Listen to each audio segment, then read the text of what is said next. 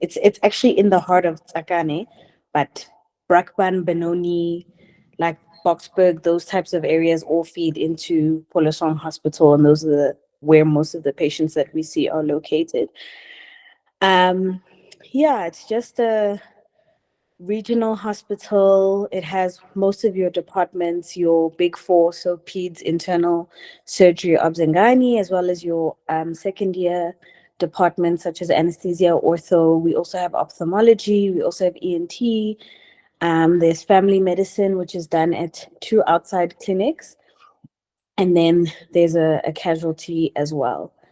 So that's where I did my internship in 2022 and 2023. Yes, because we're 2024 now. Yes. Yeah. Yes, thank you, Dr. Robin. Okay, so Dr. Robin. So just to ask, how were the hours and like differentials like for each rotation that were expected from you as an intern? So the HPCSA guidelines actually note that the overtime that we get paid for is 80 to 88 hours, right? And when I was applying for internship, one of the selling points that I liked about Pholosong Hospital was that you get capped at 80, maximum 88 if they need help, hours. And if you do go over, say, for example, someone takes leave during the month and maybe you have to pick up an extra call and you end up doing 96, you can swap that out for a day off. So every extra 8 hours you do, above 88 hours, you get like an extra day off, and that can be added on to like leave, like combined with the leave day. So that was a really good selling point for me. It's almost in all of the departments except for surgery. Surgery, general surgeons are their own breed, and I think we all know what they're like everywhere. But that was something that was a selling point for me. The hours in most departments, you do finish at 4, some earlier than others, depending on how much responsibility that you're given. So, for example, something like internal medicine, the patients are your patients. You split a ward with another MO. You do everything for your patients. You clock your patients. You see your patients. You don't round as often. You don't round like every day with the consultant because essentially you're in charge of the management completely. So if you go in to work on time, you finish your ward work on time, you can leave early, that kind of thing. And then you guys take turn doing cover. So certain rotations you leave early, but some you don't, like anesthesia. If you finish the list, you're going to have to go and do pre-meds. By the time you're done with pre-meds, it'll be 4 o'clock. The only rotation that I know that most people finish quite late is general surgery. They will finish around 6. I remember there were times I used to finish around 7. Yeah, so I think that's like a general summary about those departments and the hours. Yeah. Okay. So for each rotation, or which rotation you think like had best like on hand teaching experience, like where you're given an opportunity to do like procedures Mm-hmm. and like manage the patient on your own rather than just writing paperwork or You doing want like, me? You want me to go through every single rotation? or you can just mention the Go through every. notable ones. Yes. Okay, so we can start with first year. In peds, internal general surgery, you and even obs and gynae, you'll always be on call with an MO or a senior, right? A comserve or an MO. On those calls, mainly for general surgery, internal, and peds, you will be seeing the patients. You will see the patients in the beginning, like your first couple of months, maybe the first month of the rotation. You'll see the patient, you'll present to the MO, then they will adjust your plan, and then you guys will do the plan like together. So say something like general surgery, you see a patient with an upper GI bleed, you do everything, you write down like everything you clerk, you write, you say what you want to do for the patient, then they'll come, you present to them, and then they'll let you know, okay, no, add this and this and this, and then we'll admit the patient, and you will do all of that, right?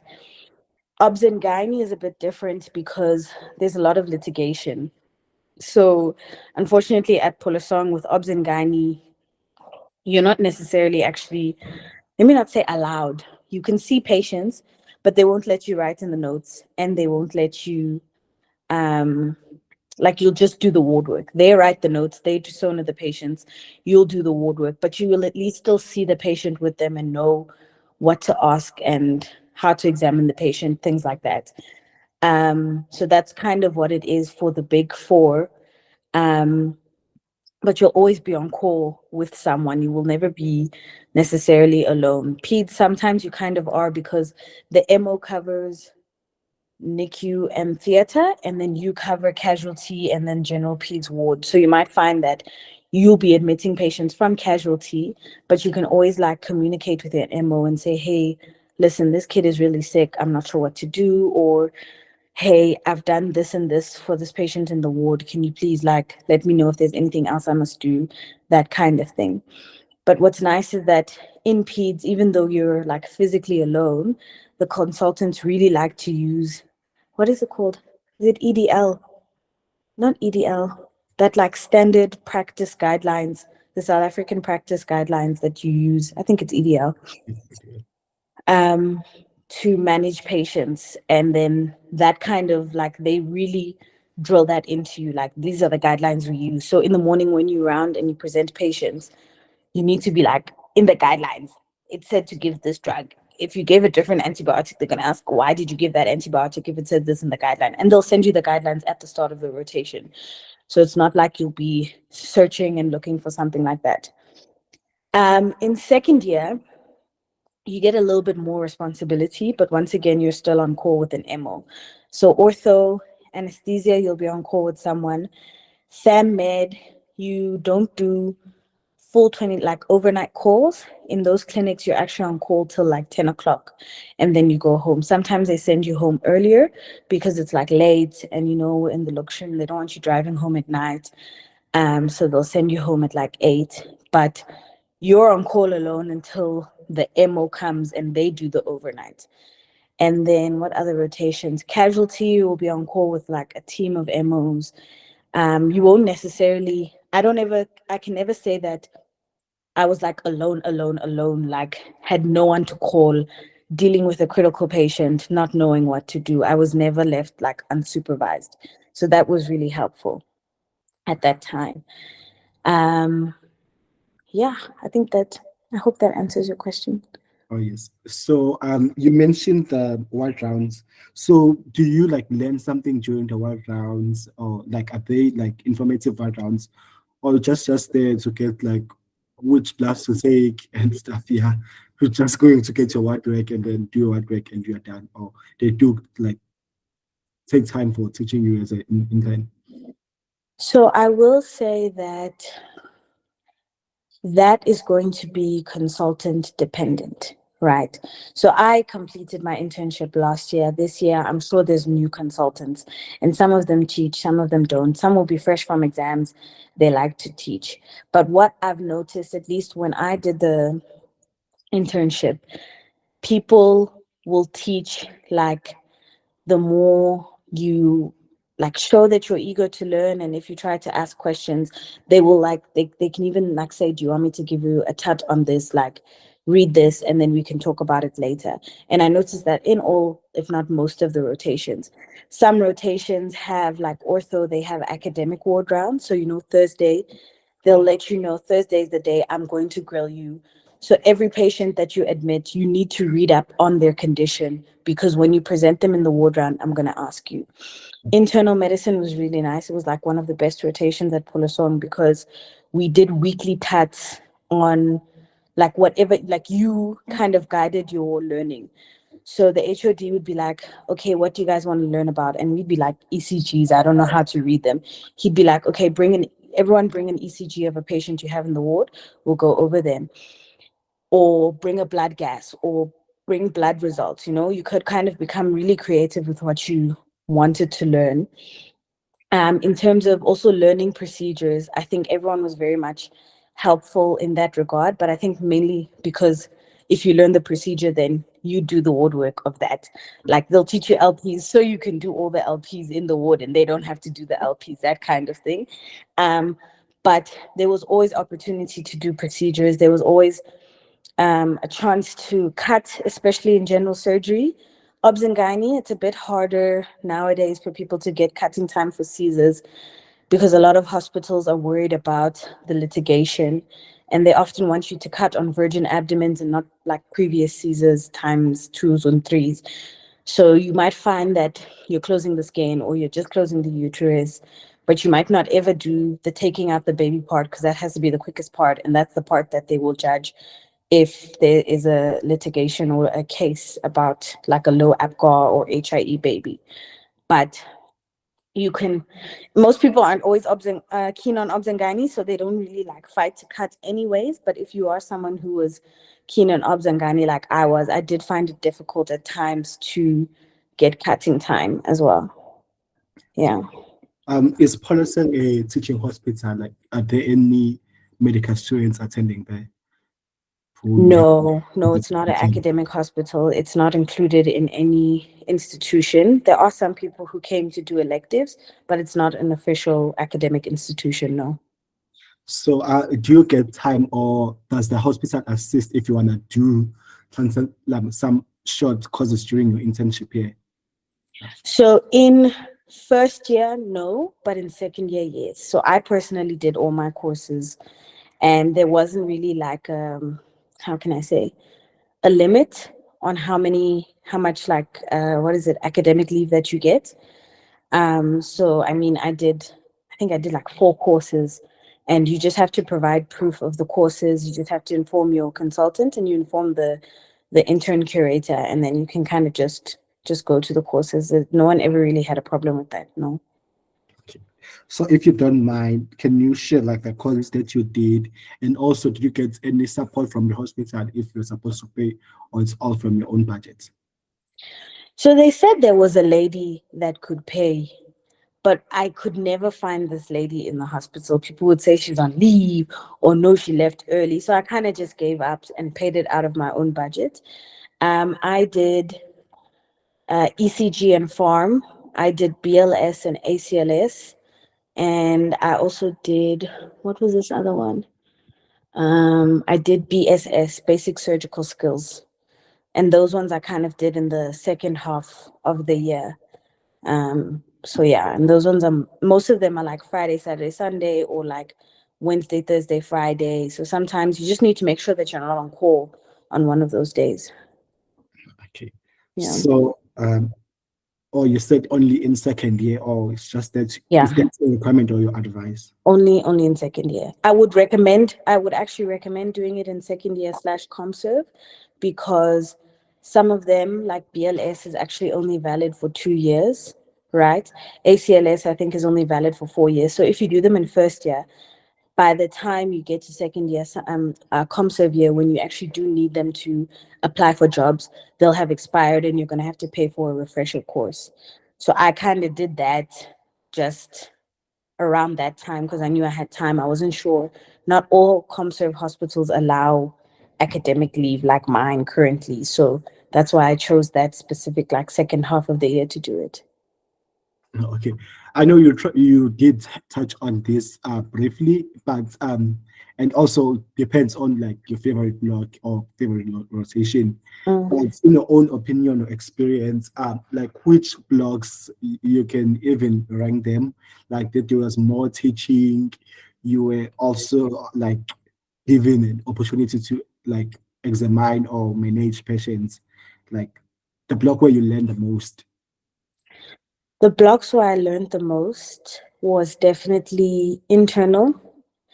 Um, Actually, even general surgery, pediatrics, um, ortho, I learned a lot. Anesthesia, I learned a lot. Casualty, I learned a lot. I almost was like considering casualty. And even family medicine, I learned a lot. Because I think the important thing about family medicine is understanding how you operate at different levels. So going from a regional hospital to a primary care facility was a nice adjustment in understanding where your limitations are as a GP or as a doctor compared to like when you work as a hospital based physician.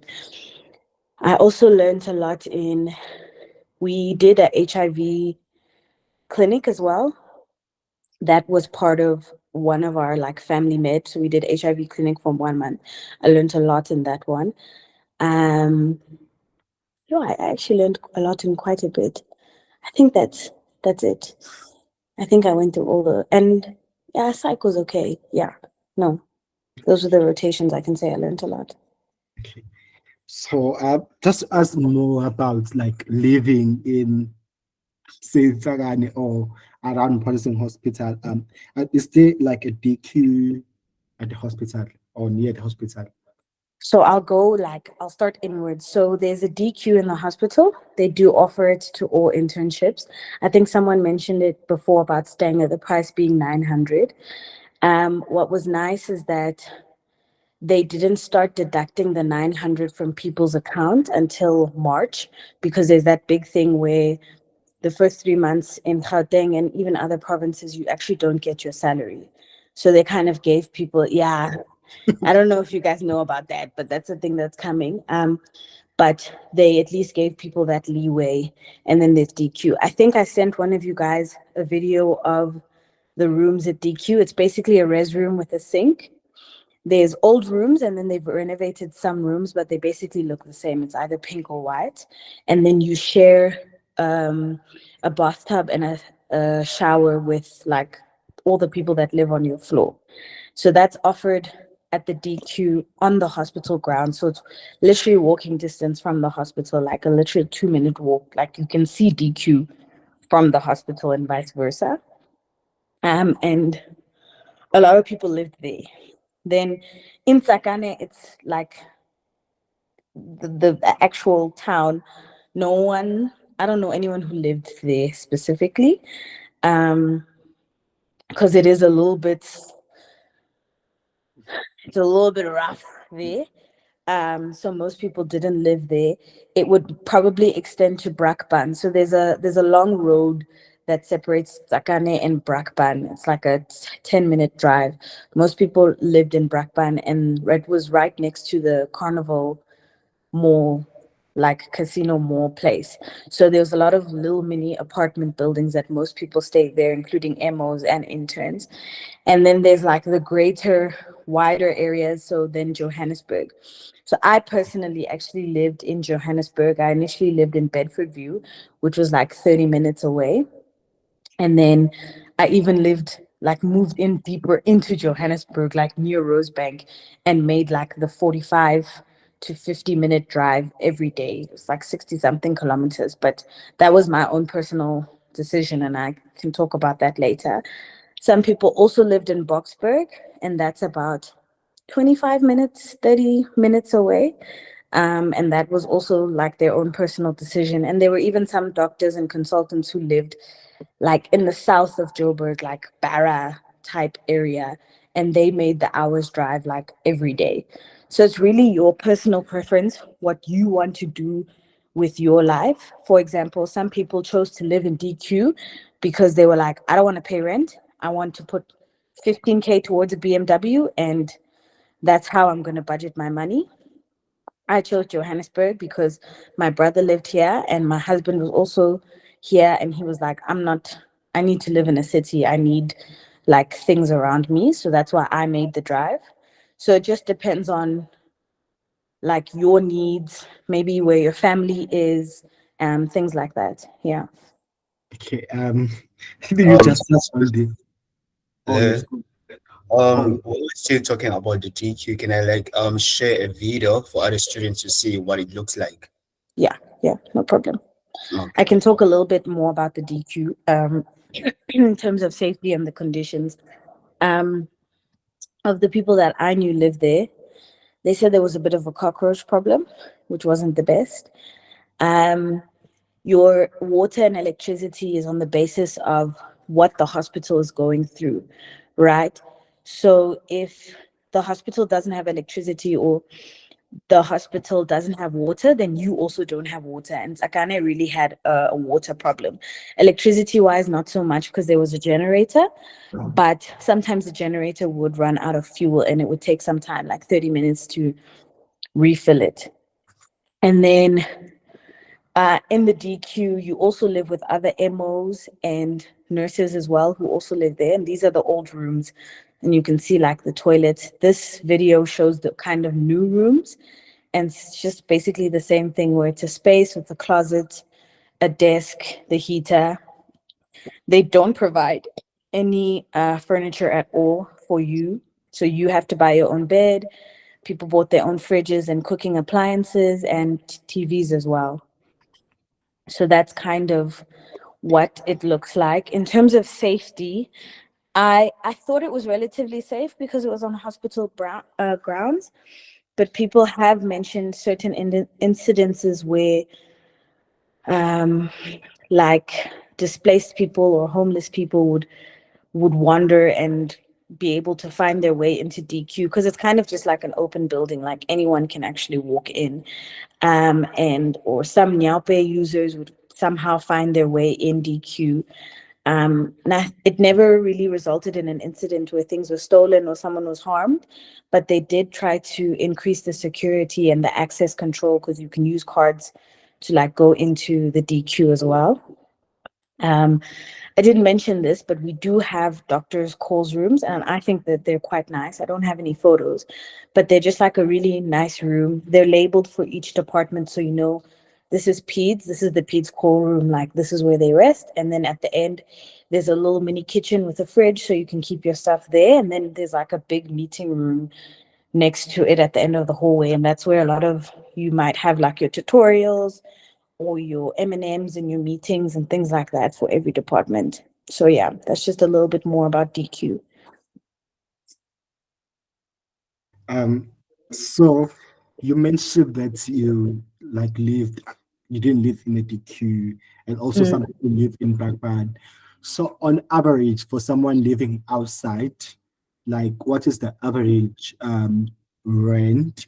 Okay, I know that this is a difficult question, but if it's like the average amount someone like an, an intern pay for accommodation outside ADQ, who lives outside ADQ.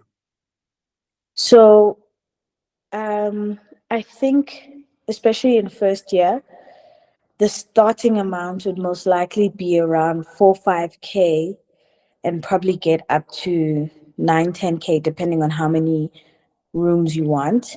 We have to bear in mind that cost of living has definitely changed. Like it's taken a huge jump since then. I can see people's emojis, they're not really happy about the rent. But like, for example, I know someone who lived in Brakpan, and it was a 1 bedroom. It was like a 1 bedroom, 1 bath, and that was about 4K. But then I know people who lived in Boxburg and they were doing a 2 bedroom, 1 bath, and that was like about 7K. So it's and if you go into Johannesburg, I think you can find more affordable places, but you have to also bear in mind that your cost will also increase with the driving. So for me, the driving, I filled my tank like 3 times a month and it was like 1K every time. And it took a lot out of me, but I liked staying at home and I also enjoyed living in the city as well. So it's just like dependent on how you budget, the black tax you have, things like that. But it does get quite expensive, and that's why I would recommend living with someone, another intern or like a sibling or something, if possible, because I think that helps like lower the cost and also just like mental health. Okay, so like, are there any malls or restaurants like around the hospital? Say for someone living in DQ. So there was I forget the name of the mall, but there was a mall just down the road from the hospital in Tsakane, but they always told us not to go there, and especially not to go there in scrubs because it wasn't necessarily safe. Because people didn't really like doctors outside of the hospital. Um, so they would actually recommend that you make the 10 to 15-minute drive to Carnival Mall. So that's a massive mall. It has all the stores and all the restaurants that you would see in a typical mall in the food court. And it's also attached to like a massive casino that also has like some nice restaurants as well. So some people would sometimes go there, but most of the time on their days off, people would just travel to like Johannesburg and just be there in like Maboneng or Rosebank or something like that. Yeah. Okay. So is it possible to manage without having a car, like in like working its Pholosong? Yes, I think it is possible. There were definitely people who didn't buy a car until second year. So first year, definitely, because all the four rotations happen on hospital grounds. So when you're on call, things like that. And then people would probably just travel with someone who does have a car when they want to buy groceries, or take an Uber like once or twice a week. I think the problem comes in with second year because you have the two family medicine clinics that you have to drive to offsite, and psych is not done at Pholosong. There's no psych department because it's just handled by internal medicine. So you have to go to Tele in Vosloorus to do psych. So that's about a 20 to 30-minute drive. And it's quite like I don't know if you can actually Uber there because you kind of have to use back roads. So that's when now people started getting cars or they started carpooling as well. So first year, yes, definitely. And you can even use the time to save up for a car. But second year, it's a bit more difficult. Okay. So you just touched on my next question. Are there Ubers, taxis, or Bolt available in the area? So definitely Uber. I'm not sure about Bolt, but I do know that it would take time for you. It's kind of that situation where you order an Uber and you're waiting 10 minutes versus if you're in Johannesburg, you order an Uber, you'll wait like 3 minutes. So they're not readily available. They are there. It just takes time. But I know that because they have to like come all the way to you, that it can be quite costly. So some people would say that it would be like 100 Rand to do that 10 to 15-minute drive to Carnival Mall. Um, and so sometimes people would take the taxi and then Uber back because they're Ubering back with their groceries because it would be a lot. Yeah. Okay. So was Pholosong your first when applying for internship, was it your first choice? It was because, if you Google Pholosong, and I recommend that you do on YouTube, there's actually a friend of mine who went to Pholosong and he made a video about Pholosong. And it made me want to go to Pholosong because it's also deemed as one of the like more chill hospitals. It's not like Barra where like everything is just on the extreme. I had friends at Barra and like the stories they would tell me would be really insane. But I think that regardless of where you choose for internship, it will still be busy because you're at the bottom of the food chain, you're doing all the ward work, whether you're writing. Like people will literally say, I mean, this didn't happen in my hospital, but I know at other people's hospitals, they'll be like, I got Uber Eats, go fetch my Uber Eats order. Like you're really doing all the grunt work. You're really at the bottom. Like you're going to be doing the things people don't want to do, and it's going to be more tiring. So wherever you go, it is tiring. But yeah, it was my first choice, surprisingly. And if you make it your first choice, you will get Pholosong. You will, Shem. Okay, so one of the questions I thought I had was on, but let's go to it. So, what is the basic salary a first year in, like during your first year internship, did you get, or even now, like first year interns get? So I actually looked up my pay slip, but I imagine that it's changed now because when I was in second year, there was an increase of about 2K. But my pay slip in 2022, in February, the basic salary was 29K. And then on top of that, they give you this thing called like a NP cash, like it's a cash allowance. I never understood what it was for. On the payslip, it says it's for SMSs and calls, but that doesn't really make sense. But that is valued up to about 12,000 Rand, Mhm. I think. And then they take tax away as well.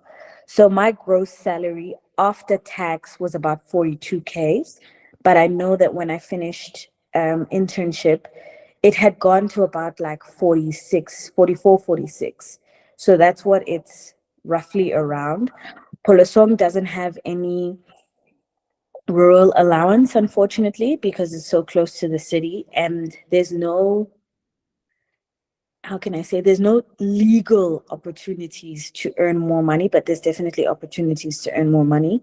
I mean, by selling calls, buying calls, assisting people in their GP practices, that kind of thing. But I don't recommend doing that because it's not allowed by HPCSA, but there were people who did do it. And I think selling calls is not necessarily bad. Everyone does it at every level. But that was like a nice thing. We even decided as a group, like the relative amount so that people don't like argue over money. It would be like maybe 3 to 4K for a regular call, and any of those like month end calls could be like 5K. I think someone sold like a Christmas call for like 4.5 or 5K, somewhere around there. Yeah. So you didn't mention that overtime. Do you get paid for overtime? You do get paid for overtime. I don't know why it's not on here, but it is included in my gross salary. Oh, okay. Yes. I think it's like 9K, but you do get it. Oh, this was in 2022, right? Yeah, this was in 2022, yes. And I did mention that the first 3 months you don't get paid. It's like the same for all Gauteng interns. Like the first 3 months you just don't get your salary, and then you get it in March, and it's like a huge amount because it's the back pay of 3 amounts. So you get taxed a little bit more. So it might be a little bit less of the amount you're actually supposed to get. Okay. So is there a time for like if someone wanna relax or do hobbies, do you get like time off for your own like mental health day, and even after work, do you get like enough time to rest? So I think so. It's definitely rotation dependent.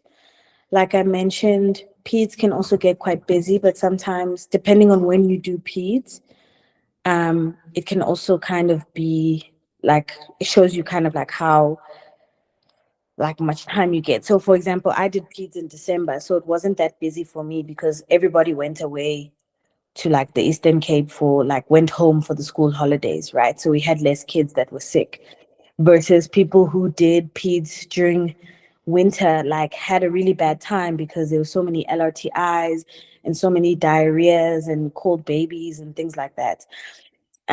So the time of the year I think is very important. Like for example, no one wants to do surgery in December because that's where all your trauma patients are, because everyone is drinking in December and it can get very lit. So the timing of your rotation is really important. In terms of time off, in every hospital, in every rotation, you, especially in first year, you're given 5 or 6 days of leave, right? So that's Monday to Friday. What most people try to respect is that they give you the weekend before and the weekend after if you take a Monday to Friday. So it's kind of like 10 days. People usually use so 2 rotations are 5 days and then 2 rotations are 6 days. So people will use the 6 day day leave on like the second half of the year because they're more burnt out. And if you don't take your leave in your rotation, then you forfeit the leave. So if I do peds in the whole 3 months, I don't take leave, then I can't now join the 5 days in my next rotation and make it like 10 days. You have to take it then. In second year, it's a little bit different because the rotations are all like different lengths. Some are 1 month, some are 3 months, things like that. So you're just given 22 days for the whole year, and you can take them at any time. You just have to coordinate with the HOD. So in terms of, yeah, so time off, mental health days, what's nice about Pholosong is that like no one was really strict about sick days.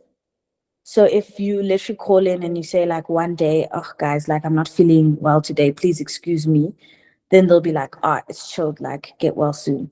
But if you do that every Friday of the month or every Monday of the month, or you get consecutive days, then you're gonna have to account for those days. Or if you're post call and then the next day you call in sick, you're gonna have to account for those days because now it's like suspicious behavior, right? But if you call randomly on like a Wednesday in the middle of the week and you're like, yo guys, I'm sick, no one will really be like, you have to bring a sick note. Like they'll just be like, you can rest, it's fine. So as long as it's not suspicious or mischievous, can I say, then yeah, you can get time off. Okay. So are there any like major challenges you face like adapting or like from being a medical student, you are now an intern, like working Monday to Friday? Yeah, all those stuff. So I think the main challenge for me is that it was physically demanding. So you think that when you're in medical school, you're like, no, when I was in medical school, I did the hospital, I came home and then I studied and then I did write-ups and then I still managed to hang out with my friends. I got this internship. Like my brother, he did internship, I think like 5 years before I did. And when I used to visit him, he would literally come home, eat supper, and go to bed immediately at 7, and then wake up, eat breakfast, do it again, and come home and pass out by like 6, 7 o'clock for like 3 months straight. And I was like, I don't understand this. Like, he didn't even cook for himself. He would just eat out all the time. Him and his friends, like, they would just do this thing where they ate dinner at a restaurant and would just come home and sleep. And I was like, I don't understand. Like, surely you can live a life. You can't. First year is so physically demanding. I started with general surgery just to so you can understand how physically demanding it is.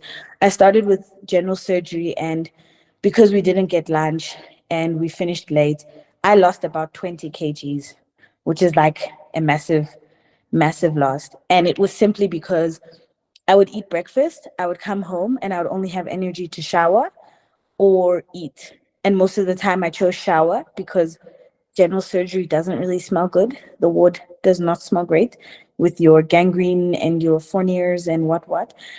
So it's very physically demanding. And I think someone did mention it that when it's physically demanding, you now can't be present for like your friends and your family, right? So you'll find that like, yo, I've been exhausted this whole week. I just came home and slept.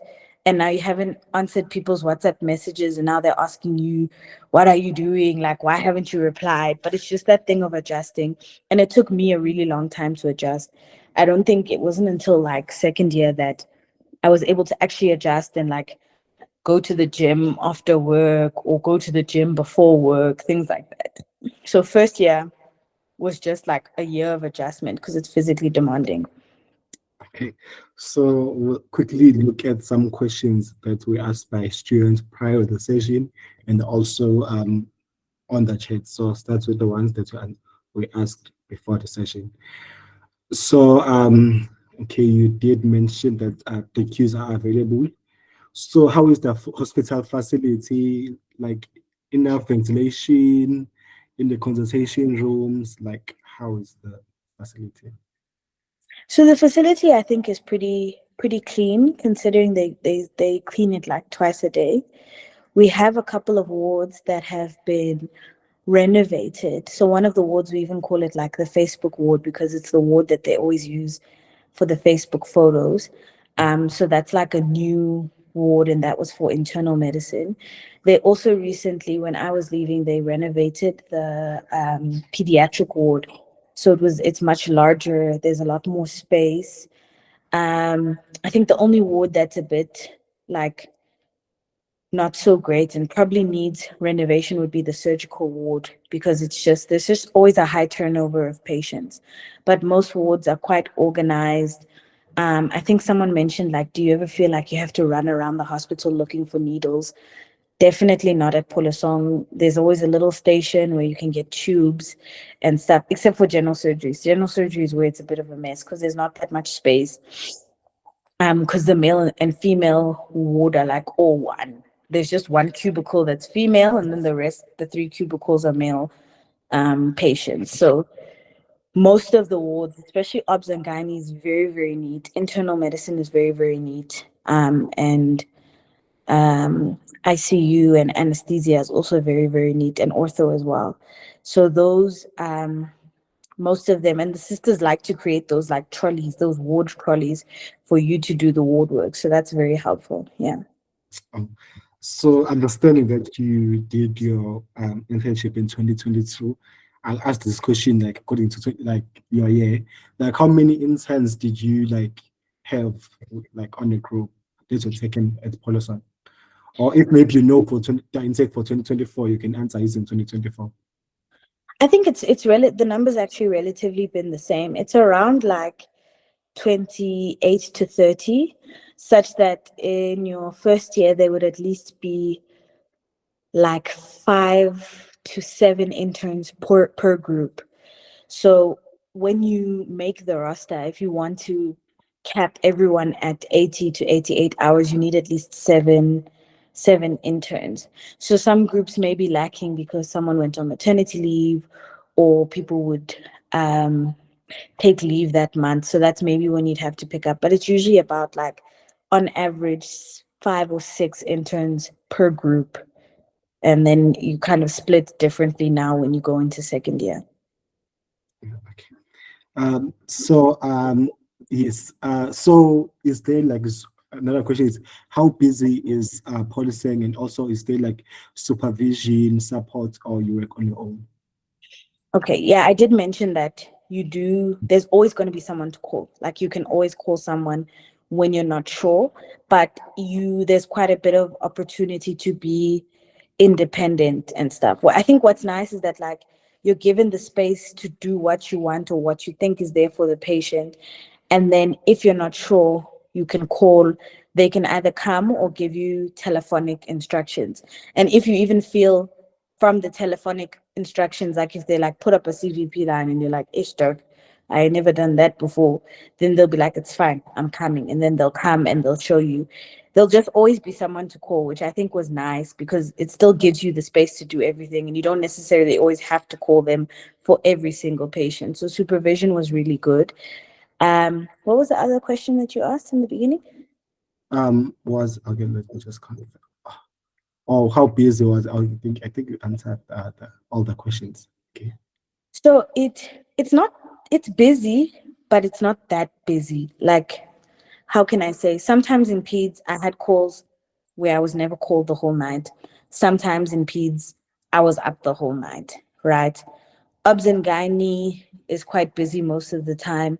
Internal medicine it's changed because before people would admit to the ward and you'd see the patient in the ward, but now you have to go to casualty to see the patient. So it's going to constantly be busy because internal medicine is one of the departments that people admit quite a lot from casualty.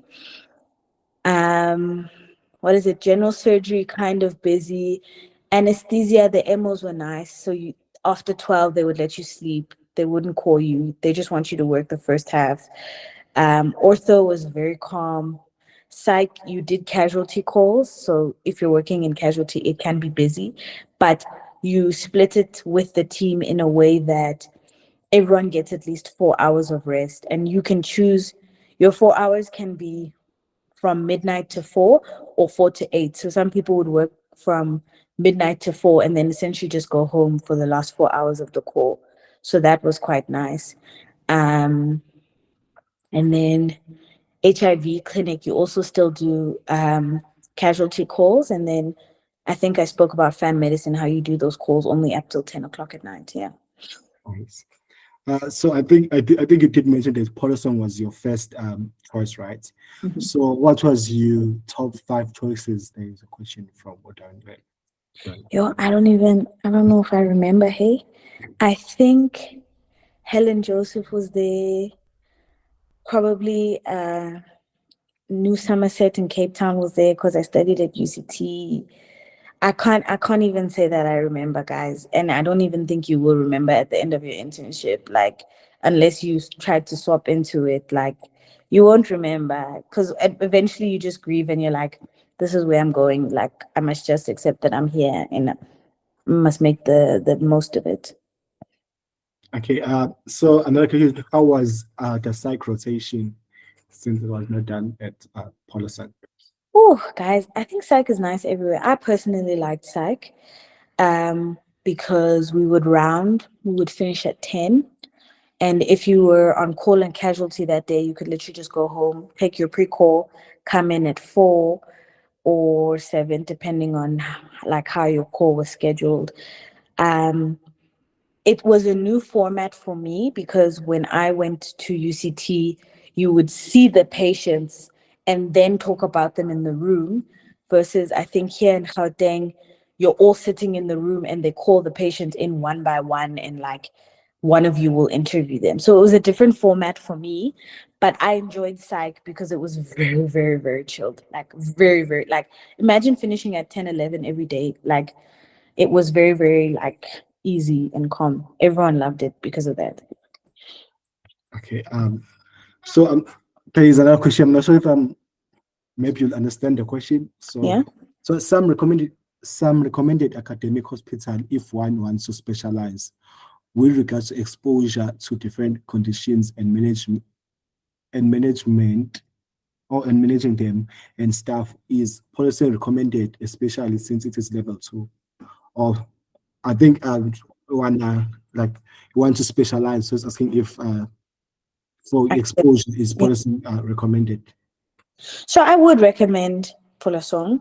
I think I would actually, when in general, when choosing a hospital, I wouldn't recommend choosing an academic hospital because one, already in school, you've been to exposed to that academia, but that academia, like at a tertiary level, they're dealing with conditions like your TB of the breast and your meningioma, like very high level conditions that are most likely referred to that hospital because they need like a subspecialist or a specialist to deal with it.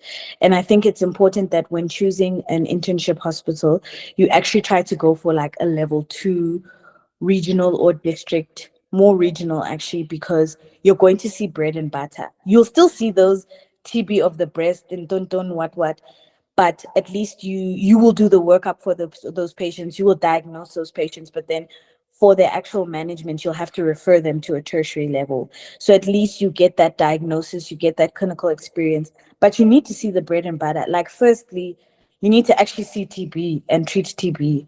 And then maybe we can move on to TB of the spine. And then like, I mean, those are conditions that you might see. Heart failure, you need to see those constantly, because when you think about it in school, yeah, I can talk about this and this, but seeing heart failure in different types of patients as well with their different precipitants, I think is really important. So if you want to specialize, your internship hospital doesn't necessarily like affect your CV in that regard. Most of the time when interviewing, they're going to care about your ComServe hospital because they're going to care about cutting time, and ComServes are the ones that like will constantly work in one department. Like, let's say you want to do general surgery, you'll have only done 3 months of gen surg, and most of the time you'll be an intern just pushing the woodwork and things like that. They'll want to see what you did in ComServe, what procedures, what did you do in theater, things like that. So specialization, I think it's mainly important, but I would recommend Pholosong because you still will see those kinds of like conditions and stuff. Yeah. Okay. So before asking these 3 questions, because I think they will basically wrap like our session, because they are similar to what I had here.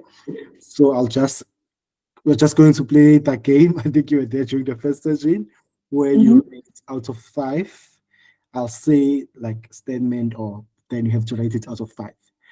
So as an intern, your work-life balance, how was it?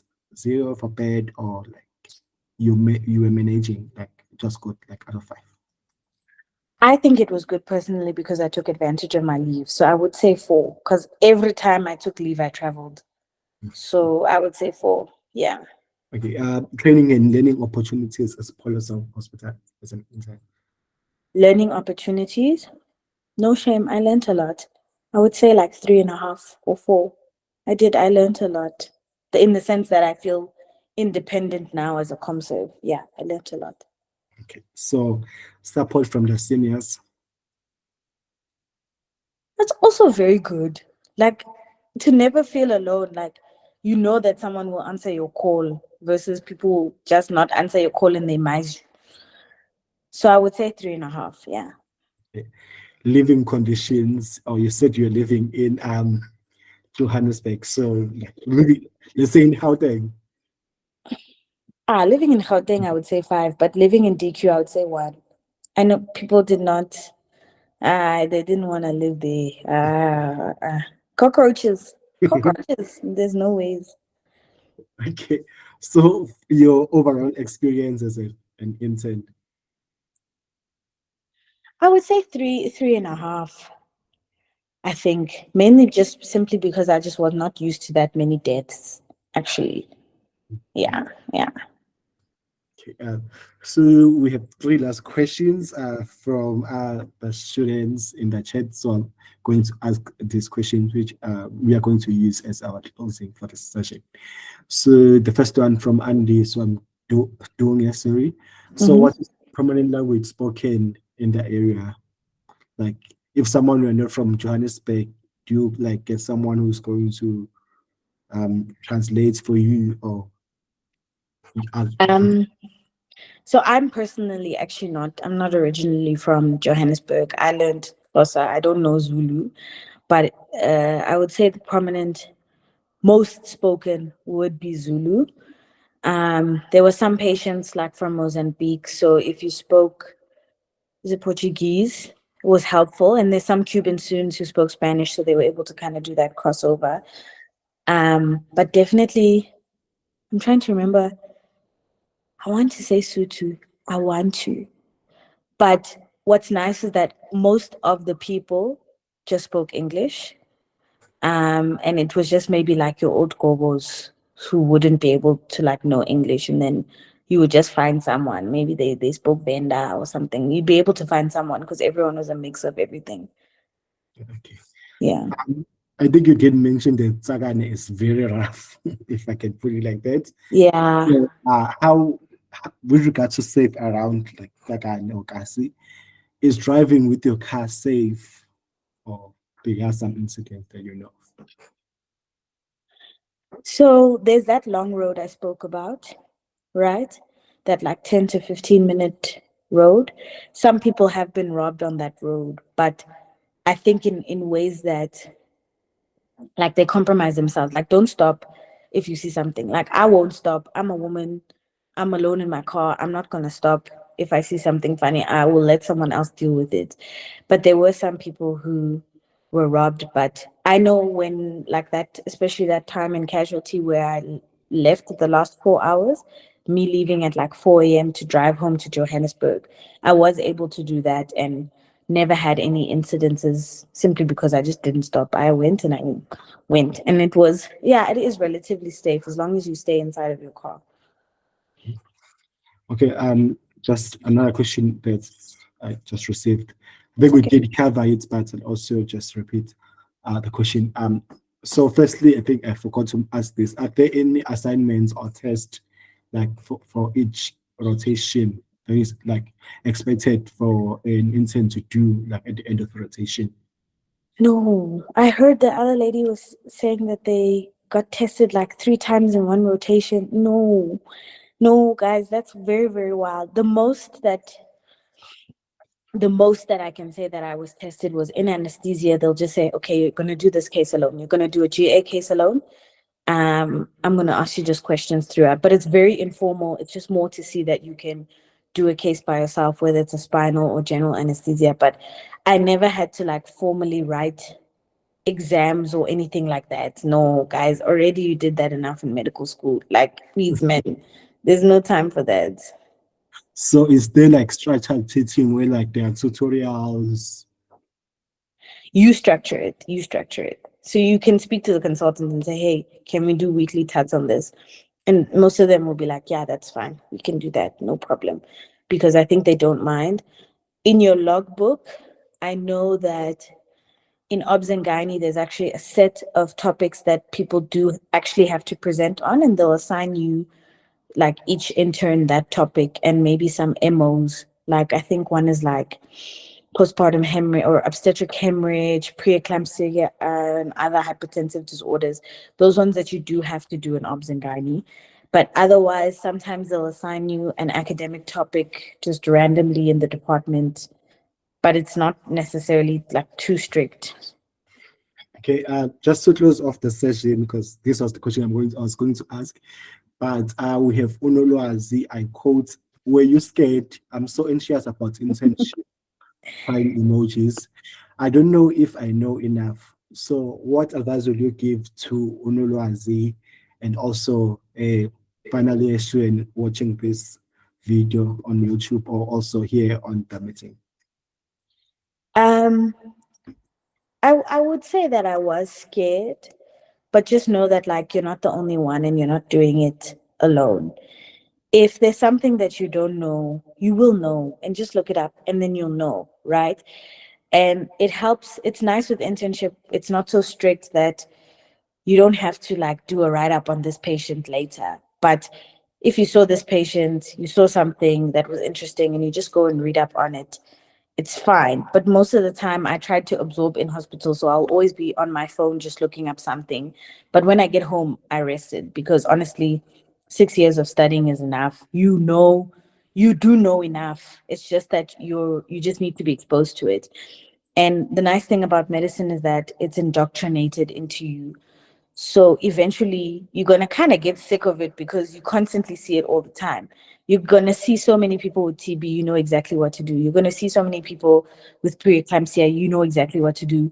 You're going to see so many kids with bronchiolitis, you're going to know what to do because it's the bread and butter. And I don't know if I had a professor in school, he would say, common things occur commonly, right? You're going to get used to seeing these things. You're going to remember all the drug dosages, but in the beginning, you're going to need to look it up. And that's okay. You're going to look at me and tell me the consultant doesn't look it up. They don't know all these things. They really don't. But you will know. And that's the important thing. So, yeah, that's what I would say. Um, Thank you so much for that. I think you even helped me. Yeah. You even So, gave me an advice. So thank you. For other questions, we will be in contact. I think students will continue asking questions on the link, then we'll forward to you. If you're still able to just answer the questions on the test, then we'll share the answers. yeah, that's no problem. Thank you so much. I enjoyed this session a lot and it was very informative. Thank you for having me. All the best Thank you. when you guys choose. Bye. Thank you. To all the members or the students who were on the meeting, thank you so much for joining. This was our last session for tonight. Catch you on the next episode or session. Thank you.